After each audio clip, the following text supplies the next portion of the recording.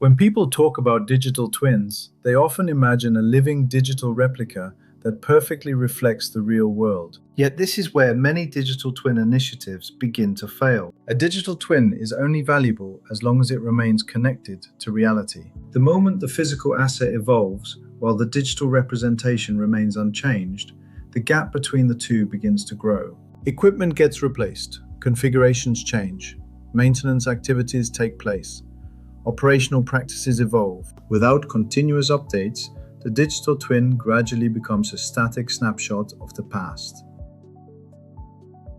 rather than an accurate representation of the present. The challenge becomes even greater when there is no feedback loop from the field. Without data coming from sensors, maintenance systems, or operational activities, the model stops learning and loses its ability to support informed decision-making.